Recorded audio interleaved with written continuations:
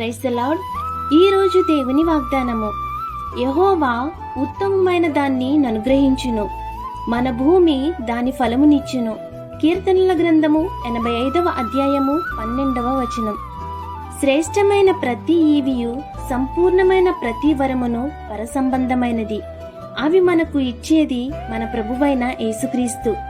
ఆయన నిన్న నేడు రేపు ఏకరీతిగా ఉన్న దేవుడు. పరలోకమందున్న మన తండ్రిని అడిగితే పరిశుద్ధాత్మను నిశ్చయముగా మనకు ఇస్తారు. కాబట్టి ఈ లోకపరమైన వాటిని అడగకుండా పరసంబంధమైన వాటిని అడిగిన ఎడల అడుగుడి మీకు ఇయ్యబడును అనే వాగ్దానం మీ జీవితంలో నెరవేరుతుంది. కాబట్టి ఈ వాగ్దానం మీ జీవితంలో నెరవేరాలని కోరుకుంటూ దేవుని సువార్త పరిచర్యలో మీ సహోదరి. ఆమేన్. God bless you. Download ShareChat.